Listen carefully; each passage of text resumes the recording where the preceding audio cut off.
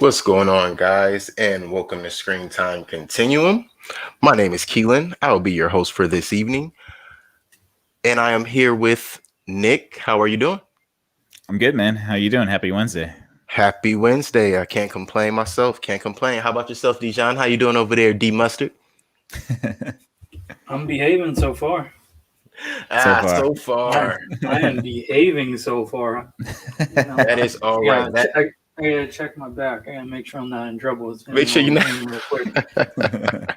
Well, if I can be honest, gauging by me watching this movie and being aware of who I watched it to review it with, I don't think you'll be acting appropriately the entire time through this, and I am going to enjoy every bit of that. So, Paranoia. yeah, a little bit. But today's episode, guys, is gonna be on Outside the Wire. Outside the Wire is a Netflix movie starring Anthony Mackie and Damson Idris. I'm not exactly sure how to pronounce his first name, but an excellent actor with the last name Idris that I'm sure we'll see in plenty of things coming in the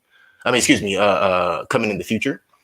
And this movie takes place in 2036, and essentially the short version of the plot is there is an artificial intelligence agent that works for the US, and a pilot, soldier, or a lieutenant in the military or in the Air Force, the Marines, who's a drone pilot. He is tasked to follow him after he makes a mistake from his little cubby in the field. And that is where we're going to pick up and tell you guys what happened all in the middle and throughout this story. Let's start with Nick. Nick, what did you think? Right? What did you think from your initial, just if you had to give 10 seconds on how you felt about the movie, how would you go about it? Can I pass? You most definitely can. Actually, I'm kidding. Look, I didn't dislike the two protagonists of this movie. I disliked this movie pretty wholeheartedly. And unfortunately, it's because I just don't think that the story was there.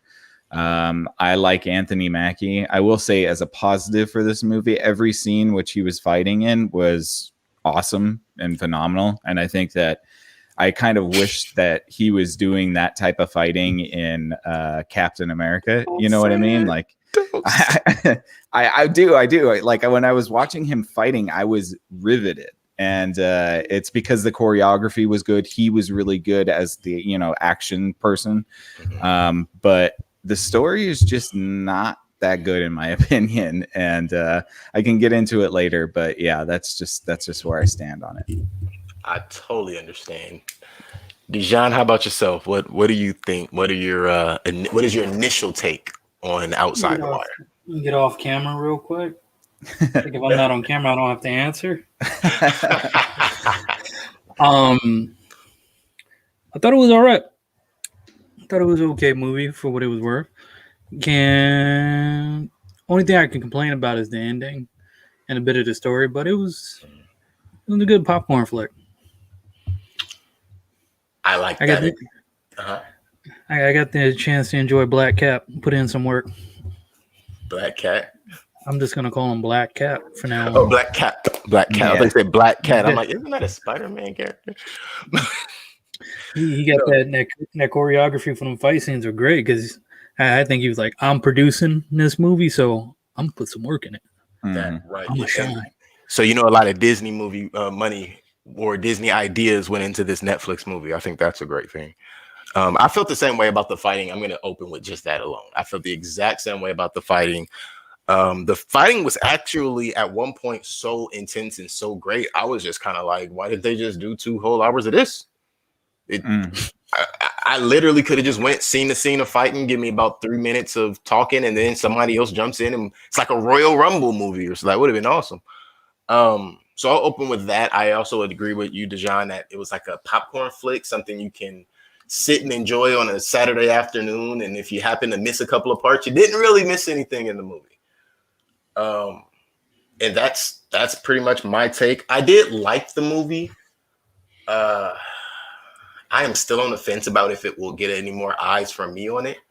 I like to kind of open with that for myself, whether or not I would watch it again. And I cannot guarantee that I would select this on my own. However, if I walk in and it's on, I can't say I would walk out and be like, ugh, not this again.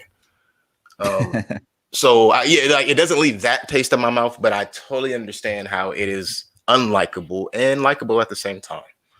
So let's just jump right into it. So the year is 2036, and there is a Eastern European civil war that is going down.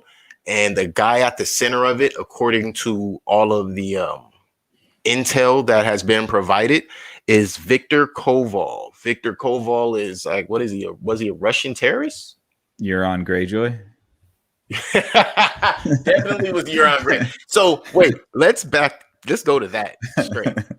Yeah. Just the fact that it was Euron Greyjoy. Like when I saw him turn around, I was like, yes. And my wife's like, what happened? And I'm like, Game of Thrones. Never mind. He was the uncle. Never mind. Never mind. And I was like, the one who thought it was it. Never mind. I'll tell you that scene when he did that, I'm like, they did that shit on purpose. They're like, just have him turn back all nice and slow with that smirk. Yeah. Like, yeah, bitch, it's me. And it's that what you saying that how many times did he give that smirk in Game of Thrones? Like every other time he was in. Every time. Yeah. So I thought that was an excellent character or excuse me, actor to choose for that role.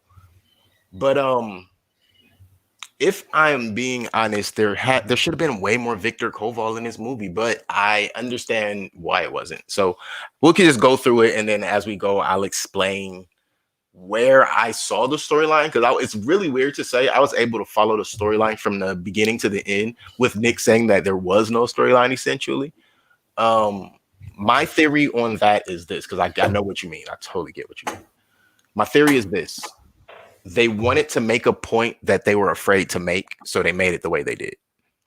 I can understand that. Actually, I definitely see what they're trying to say. I just think that it was poorly executed. Okay. And I am not to say that there is no story, because there's definitely a story here. It's just not one that, I don't know. I mean, like, there's a little bit too much of this, like, I want to make a statement, but I don't want to go over that line to make a definitive statement because I might lose half my audience. And it's like, all right, well, now we're just kind of stuck in this weird, like, are you trying to make a metaphor, or are you trying to show us a action movie? What are you doing here? So, yeah. There was a lot of points in the movie where we were confused as to who was and wasn't the good guy, the bad guy. And at first you kind of think that that's intentional. And then at a certain point you think like, oh, you guys couldn't figure out how to navigate that with dialogue. The movie takes a literal left turn in 1 hour in, and I looked at the time, 1 hour in, and then all of a sudden it changes tone completely. And I'm like, okay, so they had some sort of writing issue there, because we didn't, and they tried to clean it up with the flashbacks of Harp, going through his thing, but I know exactly what you meant. But there was nothing that was really like, oh, that's the thing that told us that was going to happen. It wasn't there. So, yeah. Right. So I totally agree on that. I feel like I was telling my wife, I'm like, I kind of seen a similar writing like that before. She's like, what? I'm like, that remake of Charlie's Angels. Ooh. I was just like, because I'm not gonna say it. It's my guilty pleasure for that movie, because a lot of people are like, oh, that movie sucked. I'm like, it did. I mean, I'm ashamed that I bought it. I like both Charlie's Angels, for the record, but I get it. I totally get it, if I'm being honest. No, but the new one. The new one. Yeah. New one. Yeah. Not the Elizabeth Banks. Not the Halle Berry, or not that Drew Barrymore, Lucy Lee one. I can do that one. Wait. What do you mean? There's like a 2021 Charlie's Angels? I think it was like 2019. I can bring it up real quick. No, you don't have to. I understand. I didn't see it. I won't see it. I'm not interested in seeing it, and I am disappointed already. I don't think you want to see it. I thought you meant the original and the one that came out in the early 2000s. No, that one was good for what it was worth. I can't complain about the that. One with Bernie Mac and Bill Murray somehow was Bosley. Yeah. Well, this movie sums it all up on why. But I don't want to get on that tangent. 2019. Okay. And I think the big selling point was Elizabeth Banks and Kristen Stewart. But I do remember seeing that advertisement. Wow. Okay. And Patrick Stewart was in it. But so I can hurry up and get off this tangent. That movie itself, it was trying to make a statement, but towards the end, it was just like, who's what, what's what, and what's going on, and that's how I felt watching this. Like for me, the movie from the beginning to that middle point was chill. I was like, all right, cool, I'm digging this. It's cool. Everything is all right. Then when that 360, like, he's a terrorist. Oh, he fucked you over. No, he's not the terrorist. No, what? I'm like, wait, what? Yeah. I don't want to think. This is supposed to be a turn my brain off movie, like army, flick, and I'm just like, come on, man, don't do this to me now. Well, they didn't set that up for us. They didn't. They didn't make it feel like, oh, that makes so much sense. I mean, like, I could see where they could do that, but yeah, that 360 was just like, okay, come on, now what are we doing?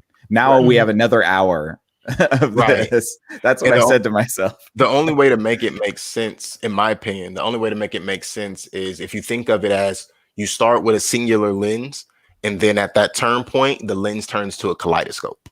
So there's so many different angles and ways, like you're literally just using human probability to determine what you think could have gotten us to this point, from this moment to this moment, which was literally only 5 seconds. Well, I am not a quantum computer. I'm a human being. But so I feel like that's how they wanted us to go about it. Like, I really do. Yeah. That was the struggle. That was a big struggle in the movie. When I was thinking to myself, I was like, so Harper was, his big lesson is, hey man, you need some emotion in your life. Like, how you getting married and you to this chick and all this other good shit, and you just like, you're like a fucking robot. So let's send you with a ruthless killing machine that murders people right in front of you over and over again until you feel something. And right, and proves that. So wait, so let's start at the very beginning as to how Harp ends up out here with Captain Leo. Yeah. So we start off with Lieutenant Harp. Lieutenant Harp is, like I said at the beginning, a drone pilot. This is the Eastern European Civil War going on in 2036. Every drone, I don't care what they tell you, pretty much has a payload on it. Like, why would you not send any type of machinery with weaponry? So that made sense to me.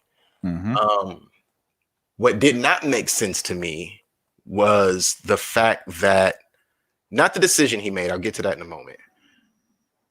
You have multiple drones and all of them are carrying high-powered rockets. Yeah. I mean, I expect all of them to be armed, but you mean to tell me there's no 40 cal, 50 cals? No, that would probably be more of a helicopter thing, because a drone couldn't really, I don't know if they could aim it very well. Maybe they could. You're right. No, you're right. They would have a lock-on system. Yeah. Target. Okay, so never mind. I retract. That makes perfect sense. Good job, Nick. Thanks. See, teamwork.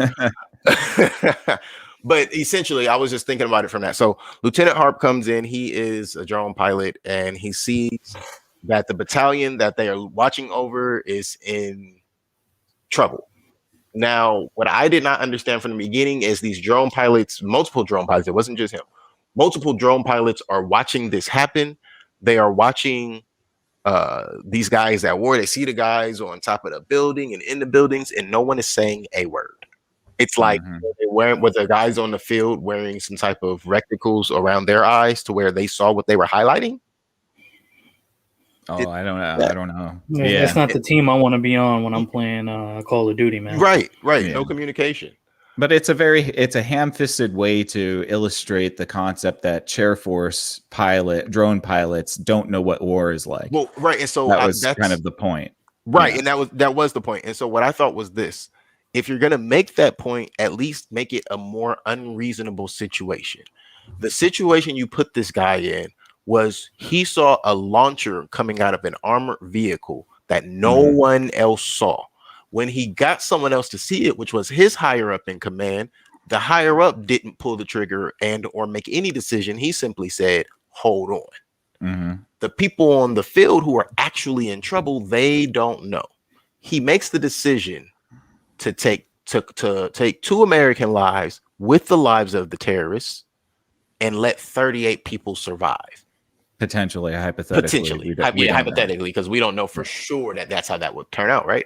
Mm-hmm. But that's the theory. That's what we're given. That's what we're given. From that, he's sent out into the middle of this same war, like literally to endure so many different things, which we'll go over.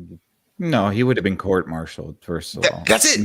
There's no reason that he should have ever been kept because, I mean, look, you directly disobeyed an order. And that's how what I didn't understand. So it's not just me. No, it's not. That's ridiculous. No, you wouldn't get a promotion, to go into some sort of clandestine unit just special ops. Just because you decided to choose something in the trolley problem, so this is the trolley problem, right? So like it's the concept of it's a utilitarian concept. It's like you're on a trolley and on the tracks ahead of you are 5 people. The trolley is going to barrel into those 5 people, but you could switch the tracks and on the other track is only 1 person. Which do you choose? Yeah, you're damned if you do, damned if you don't. Absolutely. And that's and this is the problem, is that this movie is trying to tackle something, akin to utilitarianism. Like Leo is a utilitarianist, and he's trying to say it's better to kill millions of people if it means the rest of the world is going to survive. It's going to be safer. Yeah. But that was my issue with that movie. It's just like they were flip-flopping with that whole thing. Like, where you guys trying to get at? Mm-hmm. Exactly. Like, this was just a lesson to be learned, but Well, I don't think I want to try to explain it. Well, let's. If you guys think we just lay the bare egg out there as to what they were trying to push across. Yes, they're trying to say that war is hell and that America should stop going to war needlessly.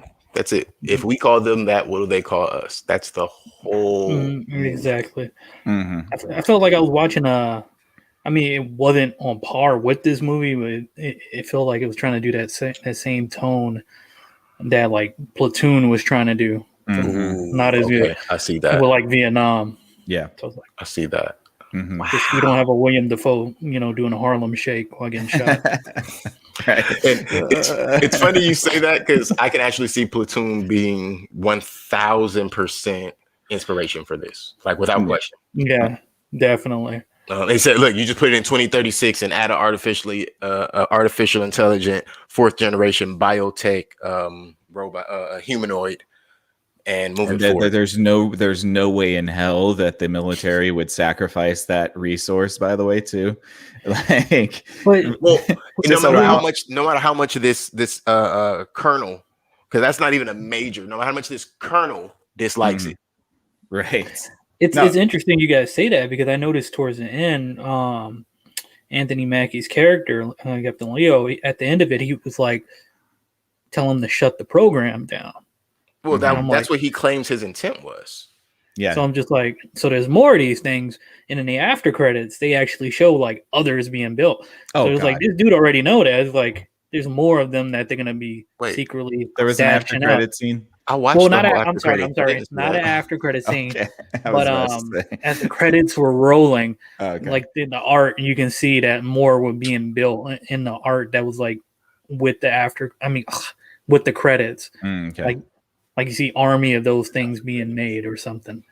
Oh shoot! So what you're saying is there may be a inside the wire or a outside the wire too? Yeah, it might be a possibility just based off of what he said. This based off what Anthony Mackie's character said. They'll call it outside the wire too, inside the silo. Oh no, Electric Boogaloo, obviously. Electric Boogaloo. On top of the spire. Yeah, no, I mean, look, there's no way that the military would have something like that and then let it just do its own thing. Like, why would they ever let an AI system just go do its own special forces thing? Right. Well, and so that was the thing about some of the scenes. So, as those who've already figured out, once Captain Leo and Harp get together, they get out, they go on this small mission with the platoon, which I also thought was just dumb that you would send him with the platoon in which he, the 2 members that were killed were part of their platoon. That's weird. Mm-hmm. But basically, character conflict, character development, man. It's bad character conflict. Listen, if you can yank me from in front of my commanding officer in front of your commanding officer and beat me up, you can kill me. Mm-hmm. And if the picture that you're trying to paint here about the military is the, like Nick said, the utilitarianness of it, the good and the bad, what you're not going to do is bring up something like, and that's why I do question some of the motive behind this movie. They bring a couple of things to light that really go on publicly, like are publicly noted to go on in the military, and kind of just glossed it over. And that's what takes me back to Captain Leo. Yeah, they wouldn't let someone like him, have their own division. However, according to the way he was kind of talking, it was almost like he had almost not only overwritten the programs, he had hacked into the computers and made himself this independent entity, which also I just think that's interesting because they got plenty of things we don't know about. I don't know. I'm not saying it makes sense. I'm saying that's how it was prosed. Like, like it's just it's funny because the military's like, what? This rogue AI character is deciding to destroy us all. It's like we knew about it, but we didn't. only 2 people know I exist. Excuse me. Except for this new guy that I just debriefed, and now you can tell him. And the redhead. And the redhead, yeah. Right, and that was the other thing. It's like everyone knew. Koval knew. Yeah, exactly. Yeah. So a lot of those things didn't have a lot of continuity. I just wonder who the president was at that time. I really was expecting some of that to give us some of that, but they didn't give us none of that. Which tells you at what time they shot the movie. They're not fooling me. I know what was going on. But so I just think it's interesting the way that they took that journey outside the wire and they branch off almost immediately. Also, right before they branch off, so as they go outside the wire and the med truck is hit, what I didn't like about Harp's character is you're this character that's chosen because you think outside the box. You're a drone pilot. You're ultra attentive, yada, yada, blah, blah, blah, blah, blah. You saw the sniper and said nothing. You choked. He choked. Yeah. But he choked 7 times in 3 minutes. Yeah. Yeah. And then at the end of the movie, he beats an AI. A cyborg. So this he wanted that Palm Springs wedding, dude. Well, see, this is the problem. This is the problem is that they wanted to make this character somebody because they're trying to make a point about him not knowing what war was. So when he first gets out there and they start shooting, then he starts getting freaked out because that's the character. But they also want him to be awesome. So they, they have to balance that with okay, so he can't screw up too much, even though he does screw up in the bank. Why did he shoot that shot when they were creeping through the bank? And just alerted? That was him just being spooked and not realizing that those were regular people. He was going to shoot anything that moved. What military would send this guy into a covert ops mission? But that's the part again. He's a lieutenant. Yeah. So you gonna tell me that this guy sat behind a desk and killed people like a video game and became a lieutenant that's his whole career? Yeah. And if he just so happened to have not killed any Americans, if he didn't kill any friendlies, he never would have had to endure that. Word? That's what we talking about? That's I'll tell you this, I had this conversation with my wife, and she's like, I'm explaining the whole movie to her, and she's like, you know what? I don't think whoever made this movie or wrote it, they've never been in the military. I can know for sure. Yeah. I mean, and neither have I, but I think I would have did a little bit better with some of those details. And it's certainly not how a subordinate would act to any of their commanding officers. He was out of pocket the entire time. The whole I mean, you can't talk to people like that, and to disobey an order like that too, you would be court-martialed. Court-martialed immediately. I'm gonna say it like this. That's like probably snuffed out. That's like watching 12 Years a Slave with fucking Cat Williams in the middle of shit. Oh gosh, that would have been funny. Yeah, I didn't see 12 Years a Slave, but if Cat Williams was in it, I might have. What you mean, pimp? Taking shit. What? But okay, back to Captain Leo and his intrusive ass. I didn't really understand Captain Leo in that whole. Oh, you got a girl? What she look like? Oh, bro, you're a robot. Yeah. He was getting some ginger love. What are you talking about? You know what I think they were trying to do? I think they were trying to make this like Ex Machina. No. I think they were, where they were trying to, like, I think and it might have actually been a better movie if they had tried to play up that psychological aspect of it too. Okay. Like maybe Anthony Mackie's character, you don't know for sure if he's an android. He is or isn't. I would have liked that. You know what I mean? Better. Like if we didn't find that out until like the end, I would have liked that a lot better. Yes, absolutely. Yeah, like some Blade Runner aspect shit. Yeah, that would have been cool. Mm-hmm. Yeah. Boom, bitch. Yeah, that would have been a great twist. Then you understand why he wants to do this, and he's got a utilitarian mindset because he's a computer. Right. And next to that, I think they kind of like fucked that up a bit at the beginning with the whole when the troops were sitting there fucking with the droid. Mm-hmm. Then it's just like until you get to that bank situation, it's like, man, fuck other robots. I don't care. Kind of situation like, oh, okay. Right. That out the window. But yeah, I honestly, if they did like an Ex Machina or Blade Runner twist, I think that would have been dope. Mm-hmm. Yeah. Been dope. Yeah, there was definitely a lot of different routes they could have taken. To be clear, we're not saying we hate this movie. However, we have some critique. And we still watched it. So hey, guess what? You got our time. Yep. And you got our eyes. Get over it. We have opinions. Yeah, Black Cap. I want an action figure now. Can we get the Black Cap action figure? I think we did really good reviewing the Black Cap and White Wolf show. We did really good on that one, and we're doing really good on this one. Come on, Mr. Mackey. That shit is like $30. Yeah, $30. Maybe autograph it too. Autograph it. Just send us one. Yeah. We'll keep it as one. We'll autograph it. Screen time continuum. Yeah. I'm gonna play with it. 4 months a year. We'll play with it. All right. Well, you're 4 months out of the year. You can play with it. You'll be the last. You'll be the last 4 months of the year. But his Captain America run now. That's what they're gonna do with his body. Yeah. We'll see how that turns out. Oh, I was going to say something else that's Marvel related, but I'm not doing it. I blame you. You know what I was going to say too. I'm sorry. I blame you. You know what I was going to say. I'm curious. Do it. No. They need to bring him back, and they need to give him a contract. It doesn't matter who I'm talking about. If you don't know, you don't know. White Vision. So when we find out that Leo and White Vision are sentient cousins, yes, yeah, they are. They totally are. But so what I didn't like is from the moment we find out. No. I'm not even. The twist happened before this, but from the moment we find out that I could override this protocol and that protocol and blah blah blah blah blah blah. I'm thinking like, all right, let's see how. Well, I mean, he named a couple of different things, and I'm not gonna act like I remember all the names. But all these protocols he had overridden within his systems.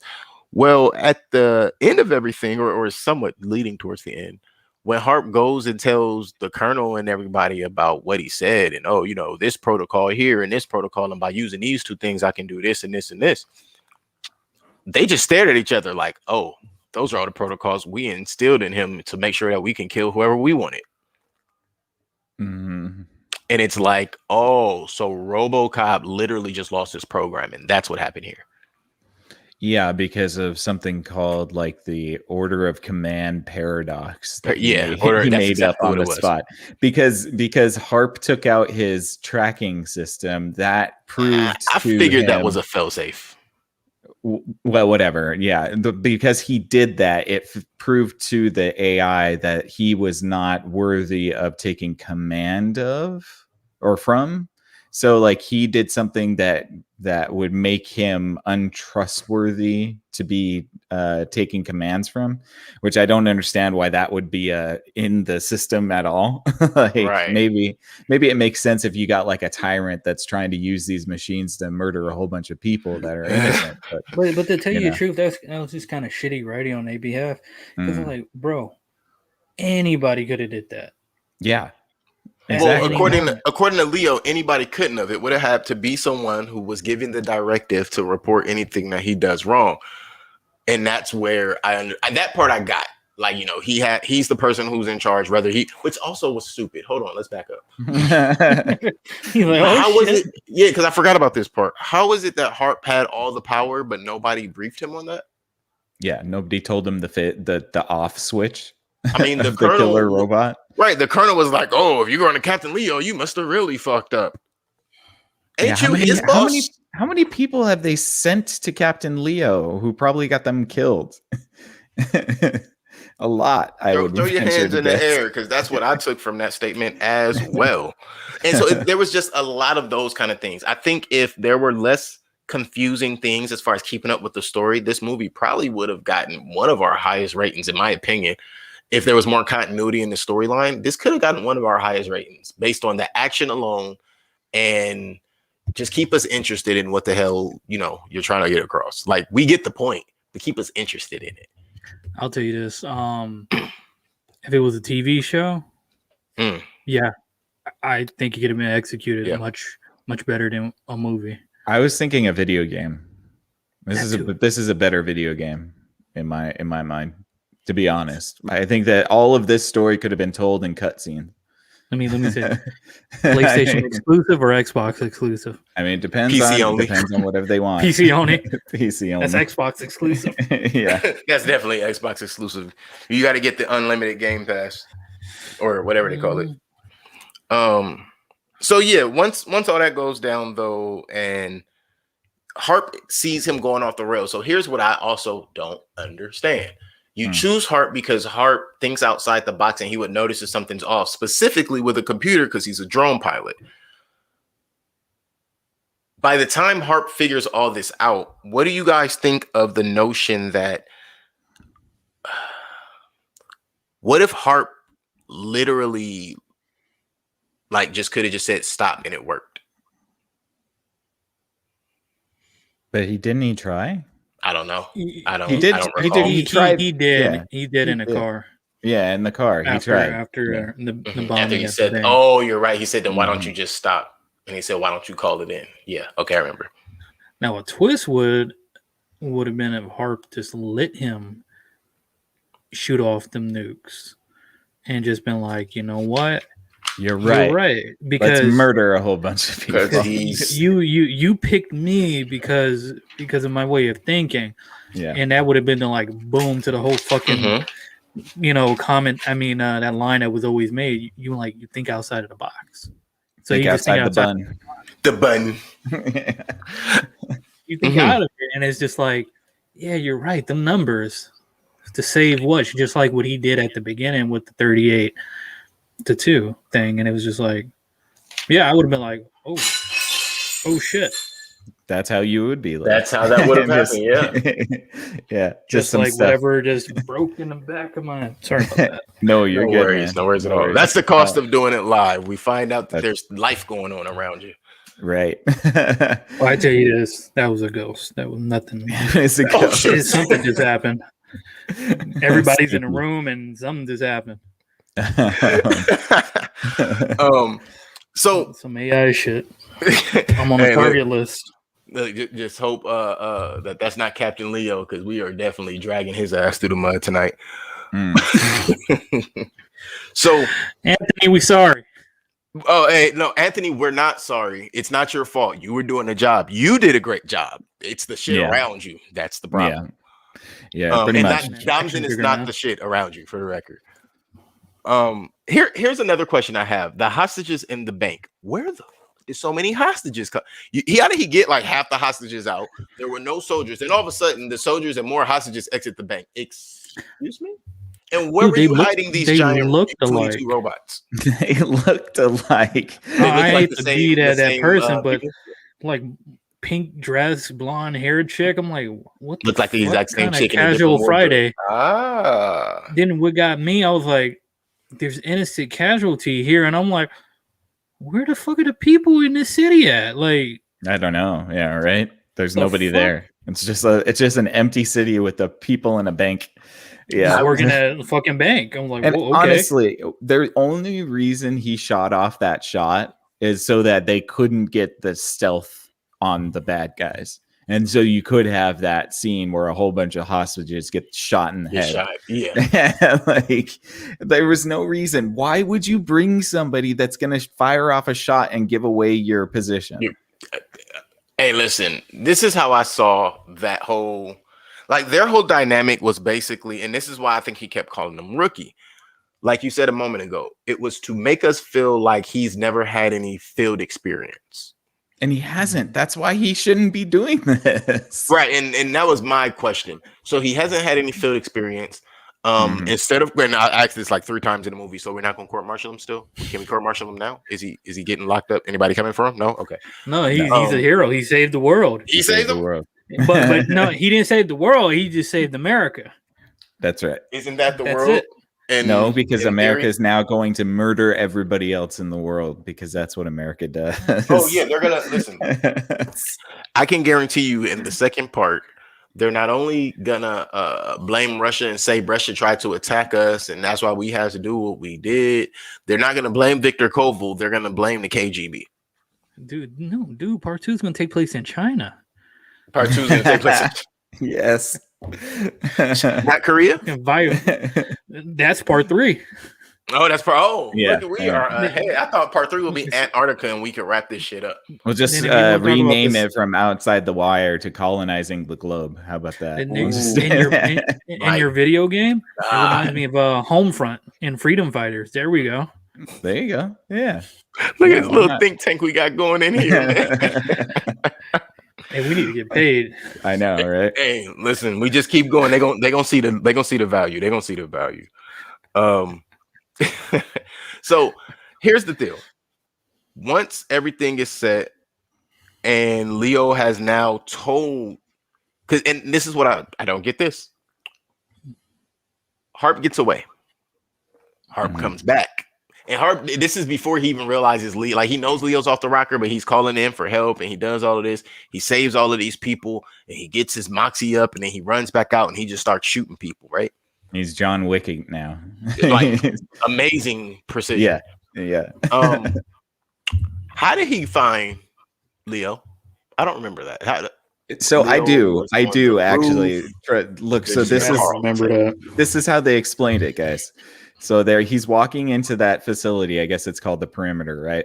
Mm-hmm. He's walking through the facility, and the commanding officer, the guy that's in House of Cards, he goes, "Of course, you know your way. You flew over this millions of times." You're right. That was the way of explaining how he knew his way through the perimeter. Is of course he does because he's flown over it many times. I'm still lost. And actually, that was the first person that said that to him was actually Captain Leo, and then the old guy said it again to him.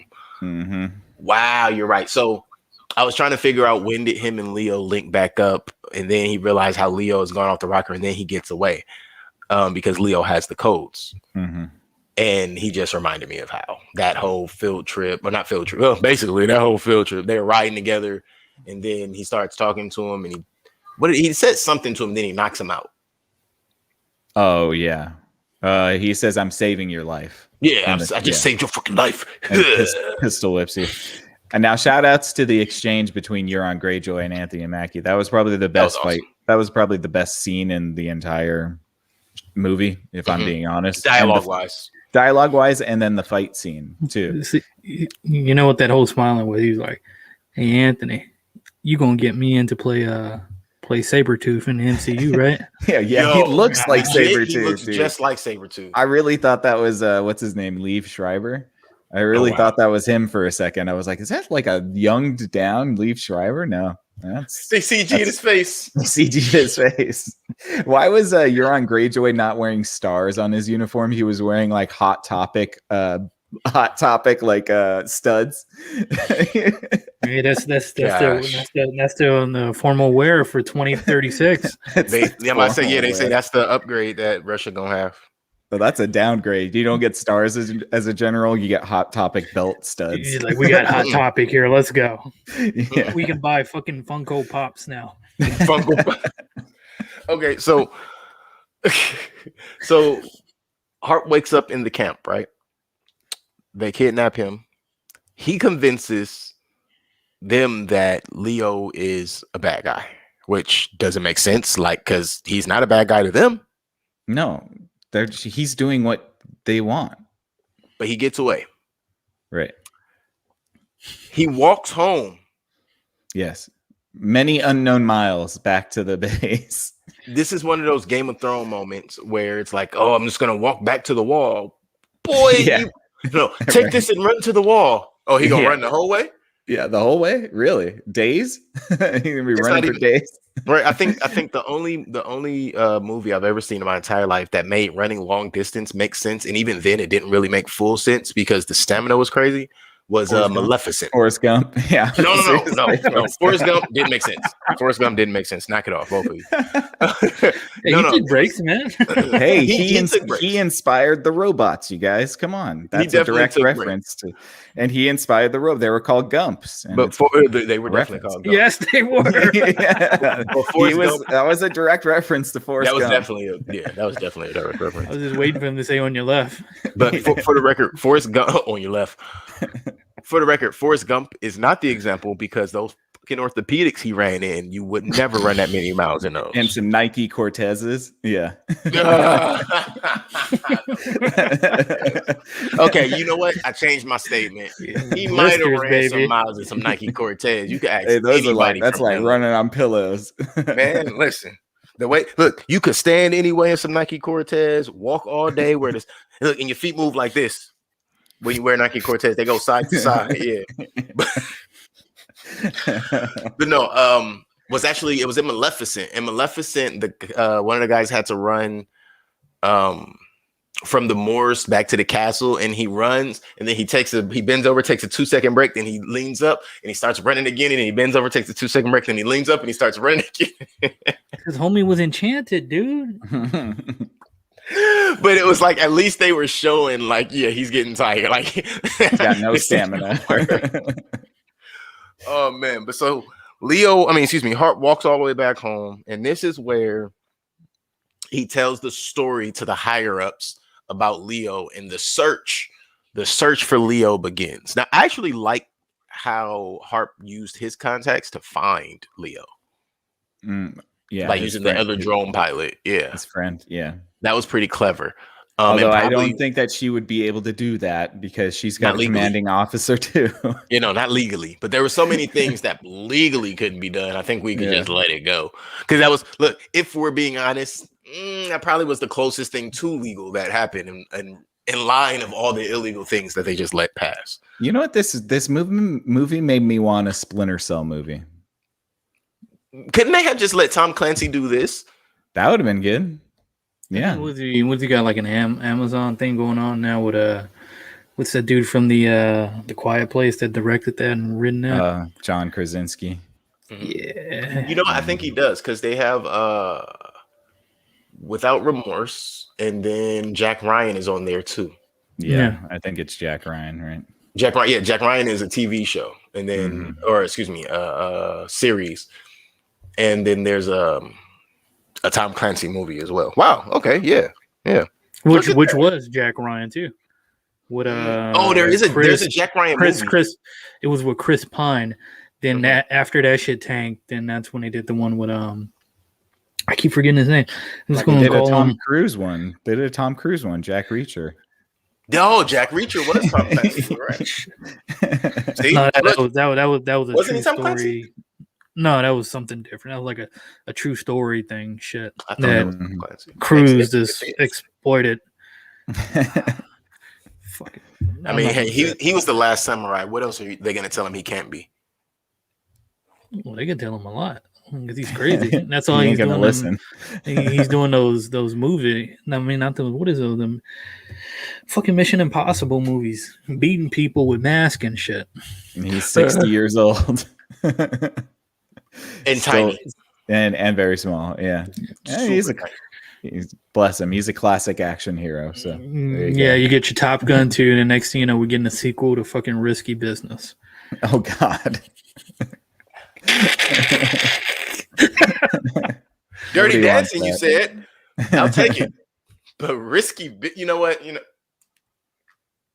Might as well have a Pretty in Pink sequel. Oh, God. Well, we could whip some bottles around here. You know what? Let's just all the 80s movies.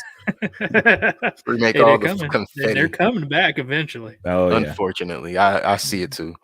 So something else. The next thing that happens is after Harp tells the story and they find Leo. He's driving Volkosh or Walt, whatever the bad guy's truck, which is dumb. Like the AI. First off, why would he be driving this vehicle he know can be traced? Yeah, I don't know why he didn't Ultron it and go into the internet. I think he could have done that as well. I thought that was going to be a part of it. Just go into the internet, man. Can I be honest? I thought he was going to link himself to the nuclear computer, the computers that run the nukes. But no, he did it like a human. That was what Ultron wanted to do. Bro, even didn't have a destination. I'm just like, so where the fuck they going? They're going to the perimeter, man. The no, like after he launched it, I'm like, where's your launch codes? I mean, you got your launch codes, but where's the destination? How'd you put in your coordinates? Oh, yeah. Fair enough. Just gonna come up and come back down? Like, it's gonna be random. It's just gonna be random. Yeah, fuck you humans. Some Wile E. Coyote type stuff. Yeah. So what I liked was when they agree, the colonel and them allow Harp to go get him. And I like how Harp even went on about it. Like all of a sudden he grew some cojones at the last minute, but he grew some cojones. Look, I messed up. Let me make it right. Oh, okay. Again. And General. Right. Oh, okay. Yeah, you can go make it right. And if I fail, we never had this conversation. Okay, look here, Grunt. Yeah, this is what's gonna happen. You're gonna take this little firearm we're gonna give you. You're gonna take the most realistic government issue vehicle I've seen in any movie or show outside of Taurus. Supernatural. That was the most realistic government vehicle I've seen in a long time. The Taurus. Matter of fact, I'll list the most realistic government vehicles I can think of: Supernatural, the Dave Chappelle's "When Keeping It Real Goes Wrong" sketch, and this movie Outside the Wire. It's 2036, and this dude's driving around in a 2004 Taurus. That's not a 04. That's a 96 that's Lincoln true. Baby. That's what a budget got cut, and they're like, No, that was one of the Grips cars, guaranteed. Probably that wasn't a prop car. That was somebody's actual. Just need a random car. Yeah. So I thought that was pretty chill, but so they'd send him off in this heap of a junk of a car. And that's where he goes and he finds Leo. Now, also, I think it's interesting because you're driving a 90 some odd Taurus. Listen, bro, you can't break 80. So how did you get there so fast? On dirt roads. Just curious. How'd you get there so fast? How'd you escape the perimeter in less than 30 seconds? Oh, he did that on foot.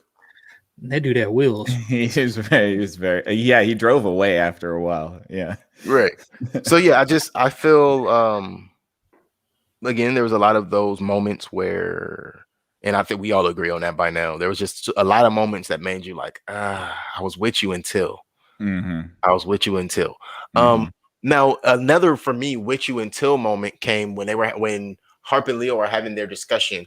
And Leo is giving Harp the rundown on, how things are working and what he believes. And listen, there's no way possible if there are more Leos than just Leo, that Leo thinks or thought that by sending these nukes and killing himself and getting himself blown up, that they're gonna shut this program down. They just gonna put more fail-safes in the other ones, bro.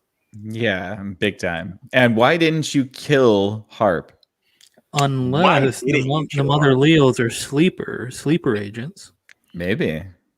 Oh, that they don't know exist, and you think Leo created them? This is where the Splinter Cell comes in. It'll be Splinter Leo. That would be Splinter Cell. That would definitely be the whole Splinter Cell plot. Yeah. Then we get a fucking Rise of Skywalker, Palpatine and shit, cloning himself after he dies. His consciousness go to another fucking Leo. Yes, there you go. Hey, I guess that does happen a lot nowadays in these. You call it World War Leo. World War Leo. Ooh, there you go. That could actually be a good one. Just a whole bunch of Anthony Mackies like becoming an army. Kill me, I'm producing that unison, and they have a hive mind. Yeah, that would be cool. Why not? Yeah. Or they have like an alpha Mackie. Alpha Mackie. I like it. Yeah. I like it a lot. So yeah, it just at the end of it. So for those who haven't caught on, Leo is going to send nukes to the U.S. because he believes the only way to get peace is to give the U.S. the war they want, but to also give all the other people and territories what they want, which is to see the U.S. suffer. Here's my question, because we've already gotten to the point at which we understand that there was nothing in the storyline to build up to this to really make it make sense outside of the auspiciousness of, oh, well, yeah, if you've been beating up on them this whole time, I guess they should get their licks in too. Because that's what it comes off as. Like, let's just be honest. That basically is. Within this entire concept, just the way of, do you think if it went down the way that Leo wanted, it could have worked? No, because utilitarianism is flawed, and it creates utility monsters, which is exactly what Leo was. He was the embodiment of a utility monster, where they say, if I do this, it maximizes the most good for the most human beings. But if that thing is killing millions of people, that's not a good thing to do. You know what I mean? Just because it could potentially maximize goodness for more humans doesn't give you the right to kill millions of people. So, I mean, you said that, and I got Ralph Wiggum's voice in my head. Goodness for all. yeah. It's a silly fairy tale to think that you can maximize the good in that level without, harming a whole bunch of people. So I agree with that. Yeah, I agree with that. My answer, I want to say it would have worked, but let me explain. From a Thanos stance, right?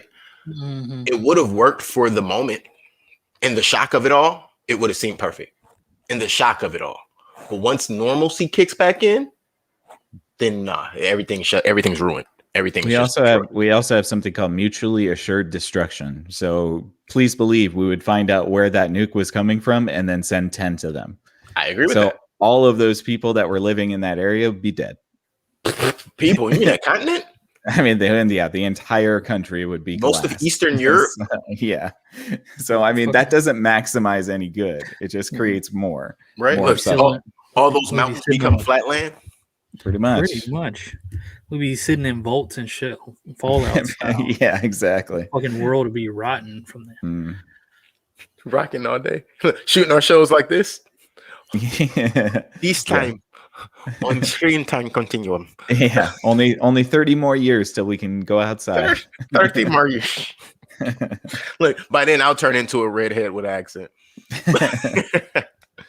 So yeah, I mean, essentially where the movie leaves off, and this doesn't make sense to me either. So Harp just kills Leo, or the bomb lands. Leo turned into a superhuman and ran fast enough to escape the explosion. Go figure. Somehow he's already in his vehicle and he gets away. When he gets to the blockade, which I don't know why there's a blockade at this point, he gets out of his vehicle and he starts walking away, and he's talking to the colonel on the intercom on his earpiece, and the colonel says, you can return to your post, or you can return to your previous job, basically. Like, that's it. Bruh, you mean to tell me I just went through all of this? Y'all just put me through... No, he said you can go back home. I spoke to you. He said, I spoke to your captain and you can go back home. You can go back home. Okay. So I think he's being sent home. Yeah. You guys going to take care of my wedding, my vacation? Yeah, right. Yeah, everything. No, you don't even get hazard pay. Sorry. Right. And I don't know. The way I took it wasn't that he was being sent home to his fiance. It was that he was being sent back to his bungalow to fly more drones. Yeah, well, maybe, but I don't know. I think we are totally missing something that needs to be addressed. Please. And this is the biggest thing that drove me crazy. Your logic as a military was to bomb a nuclear bomb. Thank you. Yes. And actually, yes. But yes. But I'm listening. Bombing a nuclear bomb would ignite the bomb. The only thing that was wrong with what they did is it was armed. And if it it wasn't armed, armed, it was ready to go. It was armed, and that's and where the blast door. The blast door was open, so it wasn't protected. All that missile was going to literally kiss the bomb like this. Yes. Boop, boom. Yeah. You go through the little hole too. It's like, right through the hole. Yeah. Mm-hmm. Now, yeah, I agree with that. If the silo was closed, there was a lot of different ways, or if it wasn't armed, yes. Yeah. But this is how I made that make sense. He outran the explosion. I mean, you couldn't let the nuclear he was going to outrun it. What is it with these movies and outrunning nuclear explosions? Hey, listen, you guys know the best thing that's ever been said about explosions in movies. I'm calling bullshit. Well, now Indiana Jones going into a lead refrigerator doesn't sound as bad. Exactly. Indiana Jones, this crystal skull. Oh, Indiana Jones hides from a nuclear bomb in a lead refrigerator. At a testing site, and just going pew, and he's just like outskirts into like he just lands down. He's like, jump in the fridge. That bitch. Yeah, you carbonate myself. Sometimes I think that movie creators are some of the smartest people ever, and then sometimes, some other times. Gosh, these are not those times. For times such as these, I would like your ratings, gentlemen. So. Wait, hold on. Before we go on with that, with the whole Indiana Jones, that was still Lucasfilms. That was before that was and Spielberg. Yep. That's that whole metachlorine shit. Just Indiana Jones style. The South Park episode is the best. Where they all go see it. Now, I have to ask you, Nick, was it Steven Spielberg or Spielbergo, his Spanish counterpart? Oh, I have no idea. You remember that? Was that the Bumblebee? No, but that was the Bumblebee was in one of those episodes in The Simpsons because the Bumblebee was in the movie that he was supposed to be shooting. Okay. He's like, I am Spielbergo. Oh man. So yeah, overall, I thought the movie again could have definitely used some band-aids and some cover on their pimples, but overall, no Neospore. Nah, no Neosporin. Maybe a bar for the marks like Noxzema, but yeah, I did it. What do you guys want from me? I like him. He's a good rapper. If you don't know, it's a good song. I'm gonna start with this before we get to ratings. Actually, this just could have been. I could have put it this. They could have given me an extra couple of months of prep and just put more continuity in it. I wouldn't have minded a couple of editing mistakes like one of the last films we saw. Because, just to fix a couple of things. But other than that, again, I can't say that this is going to get multiple views from me, but I do not think it was trash. And I'll give my rating first. Do it. I will give this a 6, which, in my opinion, is still kind of high. It probably really gets a 5. Nah, screw it. It doesn't get a 6. It does get a 5. Because I can't even think of a reason to give it a 6. And giving it a 5, I can actually pinpoint why I would give it a 5. And here's why it's a 5 for me. 5 out of 10 on my side. Anthony Mackie, 2 points. Damson Idris, good new actor, 1 point. That's 3 right there, guys. 3. Yes, that's how bad you did. With every other thing you guys did. The action gets you 4. Right. Okay. And the fact that it ended at some point gets you 5. Yeah, it was a little bit long too. Yeah, so 5 out of 5 and ain't bad, I guess. I share the sentiments. I think Anthony Mackie was great. I really loved the choreography. I think that he did really good convincing me that he fought like a robot. He fought like an overpowered android, and I really dug that.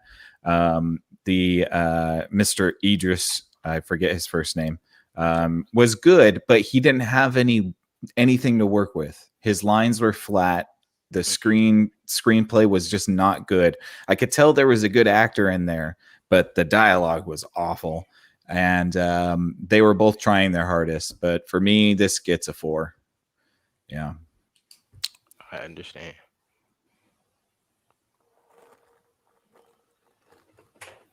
What you got, mustard? Cut that mustard, son. Cut it. I'm gonna give my basic bitch rating for the night. I give it a 6. Gasp. Wait, what? What's going on? Oh, I don't know. Oh, you gotta let me back on the boat, Rose. he okay? Yeah, I'm good. I'm just saying, you left me out here like Jack, man. So you mean to tell me John liked this movie the best? I guess. Yeah, Really? I'm giving it a 6. I thought it was surprised. all right. I'm not mad. I thought it was all right until that bullshit twist. Yeah. I felt like I was watching that remake of Charlie's Angel. Like, who's the villain, Elizabeth Banks or Patrick Stewart? I'm like, everybody. Fuck. Exactly. Yeah, there's no good person. Now, I will say this, thinking about this at this very moment, if we split this movie into those, like from that spin point, the beginning as one movie and the back end as another movie, they're two really good movies. If you split like we were saying, if we made this into a show, like split it all up, this definitely would have got higher than a 5 from me if it was a show. Yeah, it would have been more shit to work with and build with. Right. Give me. You could have given me 5 solid episodes of this. I think what we're also, I think the biggest problem right now is that we are also used to series that we allow our stories to take a little bit of time to move along. But in movies, you have to do that in 2 hours. If you can't come up with a good 2 hours where I'm staying, concentrated and paying attention, then I don't know if you're doing it right. You know what I mean? Like I found myself sitting there like, all right, how many more minutes is there? How many more minutes is there? That's and with the last Star Wars. Yeah. Yeah. I agree. On 2 different occasions. Yeah, it just goes how long it was left. It just goes a little bit too long. And the thing is that it bit off more than it could chew. Like if they wanted to keep it as just like this AI thing, they should have kept it at that. And then they tried to bring in this like anti-war message, even though you were just shooting a whole bunch of people in the head for the past 2 hours. But grenades. Yeah, but war is bad. Okay. So yeah, I don't know. I don't think that. I just don't think that it knew what it wanted to do in the 2 hours that it was given. And I think we need our films to be concise. They don't need to be, there doesn't need to be a sequel. There should just be encapsulated. One movie, done. You know what I mean? And I think too often people are like, well, if we get a sequel, then we can explain this and then we can do that. And everybody wants to build a universe, but nobody wants to build just a good standalone movie. So that's because you get paid to do sequels. You don't get paid sequel money for a standalone, no matter how good it is. Right, but people want a sequel if you have a good movie. Right. I did not need a Frozen 2. No, you definitely did not need a Frozen 2, but Frozen 1 was pretty good. And a perfect example of that, Nick, to me, is Scarface. Scarface didn't have the biggest budget from the beginning. It actually did well under its budget in the box office, but when people got a chance to sit down with it, it blew people. Like it's one of the highest selling movies to this day. Mm-hmm. Now, of course, that's only from home sales. So imagine had it actually had a budget and been promoted properly. Right. Well, and I think that that's saying something because, we used to have these films that were just standalone that you didn't have to think about, oh, what if they spin off with this character and that person gets their own show? And that's, it's like, so it takes so much attention away from the story that's actually being told because the people making the story are already thinking about 10 more stories. Mm-hmm. And they're not focusing on the actual thing that we're watching. They're like, oh, no, but you'll like this better after 10 more things that we do. No, I need to like this right now, man, or I'm not going to watch your 10 other things. I agree. And really quick, one more question I do have. Excuse me. One more question I do have for you, brothers. Yes. Did this make you want to see another Anthony Mackie and Damson Idris movie? One. Yeah, I like Anthony Mackie. I think he's good. Damson Idris, I don't know very well, but I wouldn't be opposed to watching. I don't think it's either of their fault. No, I don't either. That's why I'm asking. Yeah, That's exactly like why I'm so. asking. I think they both did it well with what they were given. Yeah, this movie doesn't make me think badly of those two actors at all. It's just like this is just, oof. It's rough because I'm sure they wanted to make a really good movie, but maybe Netflix needs to stop making movies for a little while. You know what? And I had that conversation with my wife earlier. I was like, you know what?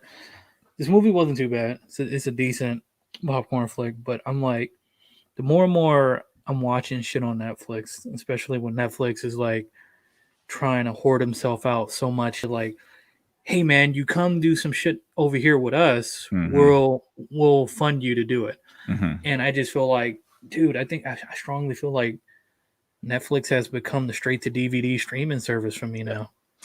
Dang, yeah. Everything is that though. I wouldn't just say Netflix, but yeah. No, but I get what you're saying because they're not really wowing with their original content anymore. You know what I mean? Like, I can't think of a Netflix thing that's been like, wow. I mean, Love, Death, Robots is good, but I could see that on Adult Swim. Yeah. You know what I mean? Yeah, like I could see somebody in Adult Swim making that show. So it's like, it's not necessarily Netflix. I don't know what they're doing that is. It's like that. It's like when that Matt Grogan show that was outside, I forget, Enchanted. I went through like one or two episodes. I was just like, dude, it's not The Simpsons, and I'm like, this is it's not Futurama, dude. You need to stop. Yeah, you don't like that show? I couldn't do it. I couldn't do it. So stupid is funny, but it's. I had to. This is what I did, honestly, because the first few episodes was kind of like, I don't know if I'm gonna stick with this. Yeah. I literally disconnected myself from everything else he's done. Like, I just didn't consider it to be any part of The Simpsons, any part of anything else. And I took it as a Netflix only series that I think we do that a lot. Like, I think the Cleveland show suffered a lot because everybody kept trying to compare it to Family Guy. You know, they do the spinoffs and then it kind of hurts the spinoff instead of just introducing this new show. To me. Well, that's true. That's true. It's like, if you watch Rick and Morty, then you jump into Solar Opposites. Solar Opposites, yep. Okay. If you watch them different, if you watch them separate, great shows. If you think of it that way, it's like, that's not Rick and Morty. And that takes me to my last question. My last question: do you think B-roll movies exist anymore, or is everything kind of on an even playing field? Because even at this point, half of these are indie flicks that are going straight to apps and things like that. So do we think the B-roll movie, and you all understand where that, how that lands? Do you think that really exists anymore? Well, I think that's what Dijon was alluding to, that Netflix is becoming this like B movie, warehouse where it's like all of the stuff that Netflix just throws money at. I mean, most of it's not really good anymore. So it's that straight to DVD sort of like quality of stuff. I don't know. I haven't been impressed with anything Netflix has done in the past year or so. I don't know. So that's it. That's that place where like broken directors and writers are just like, yes, come to us, Zack Snyder. Yes, come to us. Yeah. We'll give you total freedom to do whatever you want. Hey, Zack Snyder's lucky. He got HBO. That's true. For now. That's a big ass contract. Now it could end anytime it want to. He got his money. And along with, they're very alluring to people like Anthony Mackie and others who are just like, hey, look, come to us and we'll give you complete control, creative control to this shit. Then I'm just like, okay. So I mean, it's alluring, but at the same time, it's like, I don't know. Do you guys really have the experience? Yeah, or are you just gonna just do it? I mean, I can understand you got a dream to be a screenwriter beyond the actor. You want to be a screenwriter or direct. I mean, everybody can't just jump out and shoot out some shit like Ben Stiller did with Tropic Thunder. So Heavyweights. I mean, come on. Heavyweights was amazing. Heavyweights I still watch that movie. Yeah. Tropic Thunder, I liked it, but not as much as Heavyweights. Heavyweights. Yeah.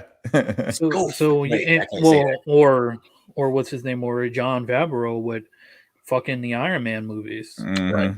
So, I mean, yeah. I think it needs some practice and build up for certain people, but I think Netflix is just like everybody's leaving us because everybody wants their platform. So come here. Yeah, We we'll throw money at you and just I'm make say, something take this for money. us.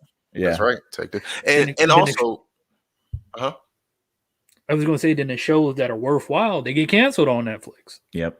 Well, you know why? They usually, I think, are getting pulled and paid by other shows. I mean, excuse me, other networks. So there was a thing going around a while ago, and I'm sure this is what we're seeing the outcome of, that there was a point in time where Netflix was just buying up a bunch of scripts. So I think we're seeing a little bit of that playing out. Like you have to burn, you spent all that money. Now you got to burn through some of those, at least the halfway decent ones. Hey, Netflix, I'll make a movie for you. Give me some money. A movie for you. How about that? Yeah. I'll shoot that shit on my phone. Come on, yeah, exactly. I'll only ask for $50 million. That's it. That's it. That's a really steal. small budget for me to shoot this on my iPhone. I mean, imagine if I had to get equipment. Right. At least 400 million. It's a small budget to fail, but you can live good off of that. That's right. Yeah. I mean, if they're just giving money away, they might as well, right? I'll dedicate 3 months of my life to it. Right. Yeah. So I don't know. I think that Netflix is kind of going, pardon me, going belly up a little bit. I hope that they come out with a series that I think is worth it. The only reason I keep it around right now is because I think that's the only place I can watch the next season of Peaky Blinders. So that's about it. They just scooped that up. Hey, don't forget you got your Cobra Kai season 4, man. Fair. Cobra Kai is very good, but that was a YouTube property before. I think that's why I thought that was funny, because I was like, wasn't that a YouTube? Like, I didn't even know that's on Netflix. And that's what I'm saying. Like, all of the properties that are good on Netflix aren't actually Netflix properties. It's like that Sony shit too, as well. Yeah, they still got the rights for that crap. That's great. Well, all right. So that, guys, was our review and commentary on the Outside the Wire movie that stars Anthony Mackie and Damson Idris. Our standing rating is a 15 out of 30. 15 out of 30. Yes, we've had some higher ratings in the past, but we've also had some lower ratings in the past. So we'll take this where it stands, and hopefully they don't do a sequel, and we'll change our hearts in the future, just because, hey, we like Anthony Mackie. Let's be honest. Pain and Gain. Oh, man. Great movie, Anthony. Great movie. But so by all means, guys, please, we appreciate every single one of you. Thanks for tuning in with us this evening. If you are interested in checking out some conspiracy theories, diving into government documents, or maybe just learning a little bit about balancing yourself in meditation, check out the ExoFathom podcast that comes on Mondays and Fridays at 8 p.m. It's hosted by Nick, Ayla, and Mike. That's a really cool podcast, guys. If I get time, I definitely tune in. You should do the same. If you want to hear anything about numbers, sports, or anything outside of sports, which we are definitely getting into more so with the If Numbers Can Talk podcast, that is on Tuesdays at 6 p.m. You can catch both of those podcasts, including this one, on YouTube. You could catch it on Facebook at the Thinker and Talks page, or at our own pages under the names Screen Time Continuum, If Numbers Could Talk, or ExoFathom. I appreciate all of you. I'm sure Nick and Dijon appreciate all of you. And I personally would like to ask, gentlemen, you have anything you want to add before we sign off? No, yeah. Thanks for the chat, and I enjoyed it. And thank you everybody for listening. Dijon, that's good. Oh, that's his statement right there. Yeah. Good job, sir.